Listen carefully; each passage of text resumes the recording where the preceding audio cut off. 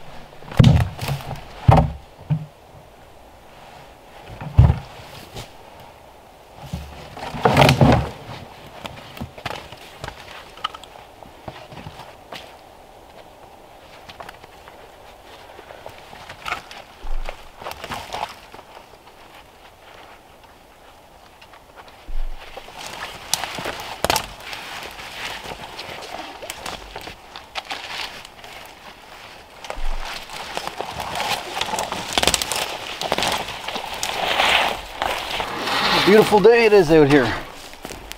It was windier this morning, but just got really calm. It's like 9 degrees. I think it was 1 or 2 degrees Celsius this morning. It was ideal working conditions for this, but I've been spending far more time building or cutting trails to the logs than I actually have. I don't think I've moved a log yet, actually. Anyway, I moved my mill this morning to a better spot for milling in the winter. A little bit more area to store logs, and then hoist them up onto the mill where it was kind of congested, like difficult to work and keep the snow removed. So I feel like I'm in pretty good shape. I've got, I think, the little bridge thing, like sort of a corduroy road across that wet spot, that cut off about, I don't know, 200 or 300 yards, 200 or 300 meters of trail. Usually my trail goes back through there and then loops back around and up through here, which is fine typically, but like with the four-wheeler, I can go through it and kind of walk around it. I mostly just walk that trail, and the wet's not too big a deal, but trying to go multiple times, like 25 times, I think there's logs back here, times 2 each way, to try to do that. I was no way I was going to get through those wet spots, so this is going to be a lot better trail. So yeah, like I said, I think I'm in pretty good shape. I'll have all of the logs limbed that aren't already, and trails to them, so I can spend the next 3 days straight just bringing logs back to the cabin, getting an accurate inventory. I do have like a rough inventory, but don't know exactly what log is the measurements that I've written down. So now I'm actually cutting them to length, marking the measurement right on the log, and then as I drag them back, I'll try to get them closer to the wall that I know they're actually being used on, rather than just in a big pile there. So I'll pull this one out. Unfortunately, the one I have to take out first, because it's in the way, is actually just a milling log to make lumber, probably for the roof. It's not one of the logs for the wall, but the butt end of it is 20 feet that way, so I'll pull that one out too.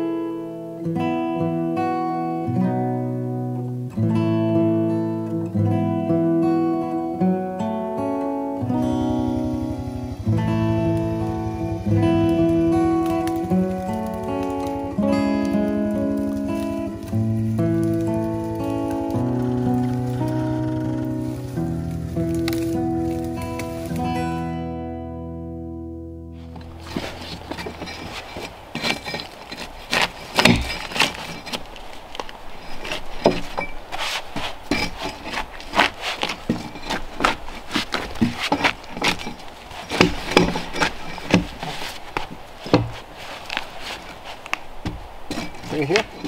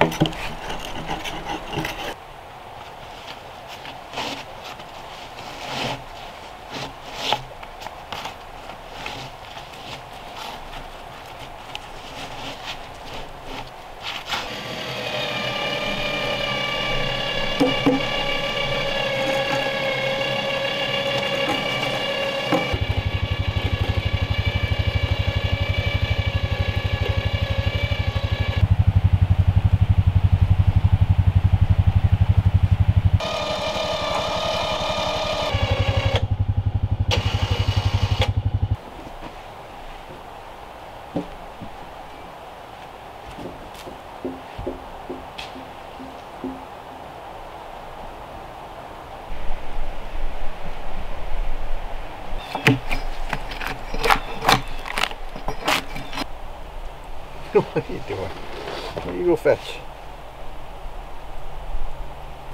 Give me a hug.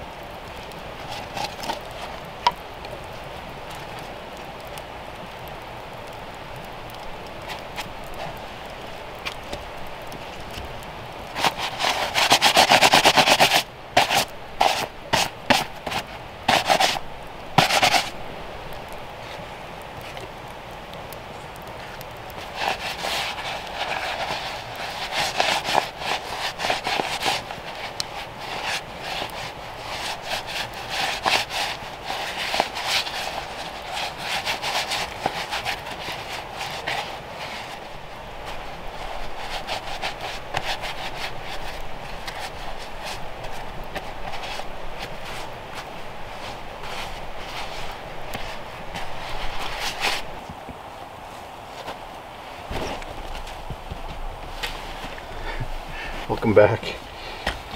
Alright, so thanks for watching that video. Thanks for sticking around until this point of the video.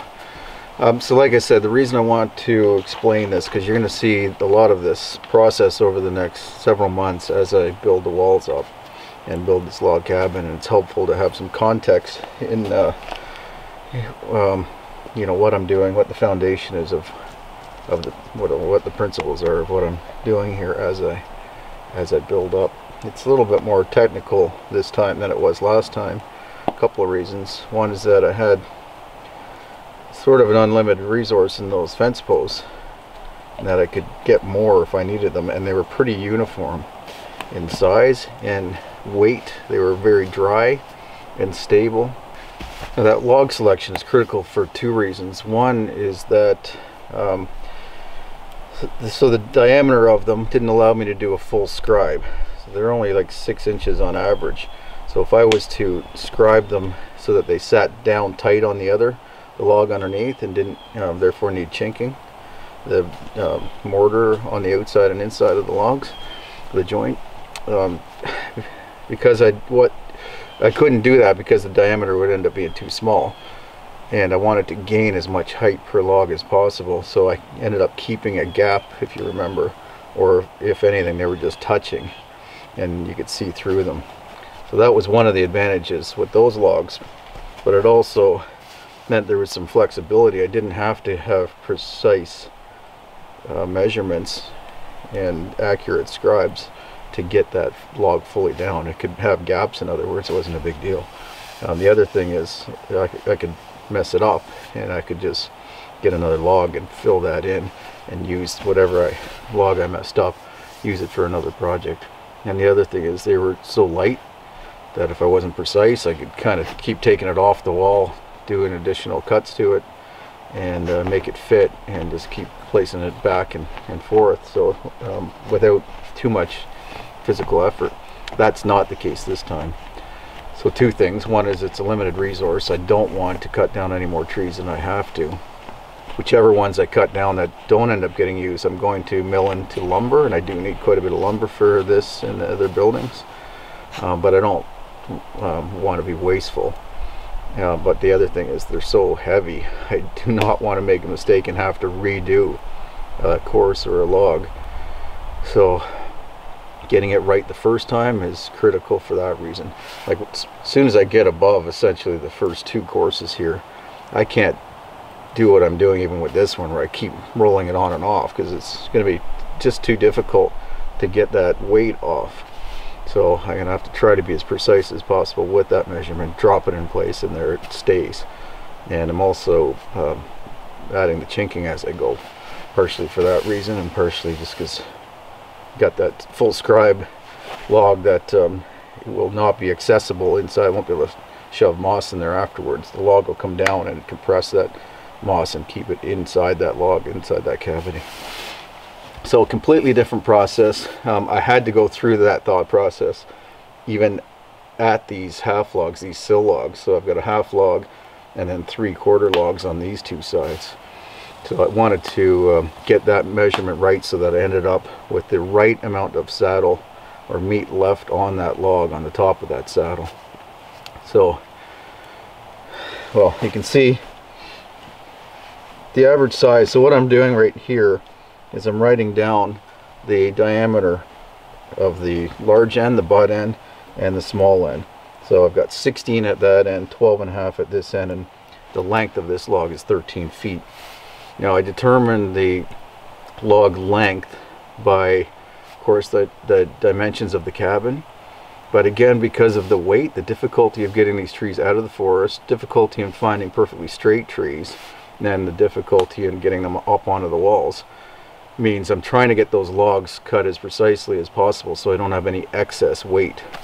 So this dimension being 20 feet wide, I'm cutting those logs 23 feet long so that I have about an 18-inch overhang on either side. If I'm slightly off that, it's going to allow me to trim that back to whatever the smallest size is. I'm thinking between 14 and 16 inches, probably sticking out past the in the flyway, past the outside of the other wall, the other perpendicular wall. So this one's an odd size, 13 feet, and I'll get back to this one in a second. The one that I just marked over there, 20 feet, just over 20 feet long, 16 at the large end, 12, I think it's 13 at the small end. So the 20 footer, but yeah, okay, so 20 feet.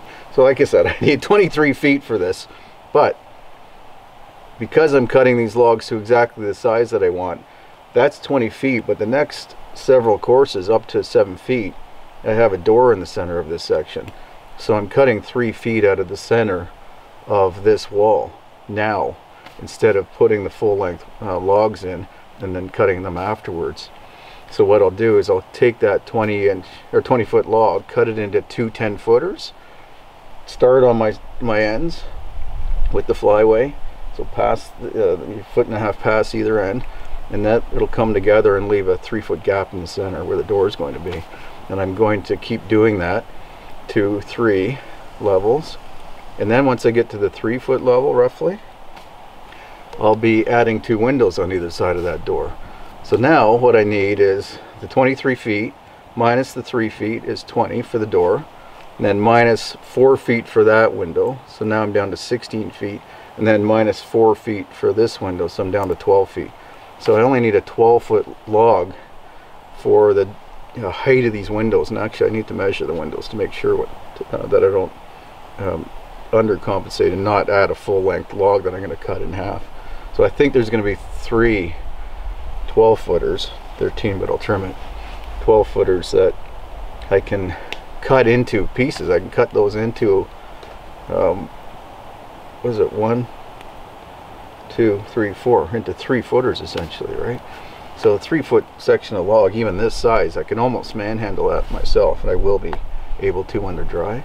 But I can definitely just use these cable hoists to lift it into place. Then I have some wheel chocks that'll sit on top of the logs that will actually cradle that log while I scribe it, drop it in place, and then I need to wood dowel all of those, especially those islands, those logs that are freestanding between windows or doors. I need to dowel those in place as I go so that they stay. The reason I'm using a log, full-length log though, and then dividing that, is that I do want to end up with that, you know, between 11 and 12.5 or 13 at the small end of each log. So if I cut a full 12-foot or a full 20-foot log, I know that that taper is going to be even right from that end to that end despite those gaps. So I'll take the 20-foot log and I'll cut it into those pieces, the 2 10-footers like I said. So it comes over 10, and there's a gap, and then 10, but that log, of course, because I cut it out of one log, is the same diameter here, and then starts up with that same diameter here minus the thickness of a saw blade. So you end up with an even taper from here all the way to the end. So I'll do that throughout the cabin. The challenge is mostly going to be that when I get above the doors and the windows, I'm back into full length logs. So 23 feet, and that's an 18-foot wall there, so 21 feet that way. So those are going to be heavy. Now the other thing is my biggest logs, 16 to 12 and a half in this case, and that one, like I said, I think it's 16 to 13. Those are further down. They're at the lower courses on the wall. So first, second, third, fourth logs are kind of in this size range, but slowly declining in size. Like from, I think probably by the third course, I'm down to like 15 to 12, and then 15 to 11. When I get up to the say fourth, fifth, sixth course, but definitely above the doors and the windows, the headers, I'm into smaller diameter logs, 14 by 10. There's a 14, 11, 22 footer, so that's going to go across here. I think, yeah, that's the one I have earmarked for over top of the door. So the door sill and the window sills, top plate, I guess, or no, whatever that is called. Anyway, perfectly straight, nice even taper, and just a good straight, nice looking log that's going to be lighter than these ones that are heavier at the bottom. So that I could probably handle a 22-foot log in that case easier. So that's essentially it. That's the process. You're going to see me continue to do that throughout the project, and I'm going to make adjustments. I'll have a few of each size in each pile, and I'm trying to drag them into place. I've got the south and west walls there. I've got east wall there, north wall over there, and some of the east over there, because I don't have enough room here.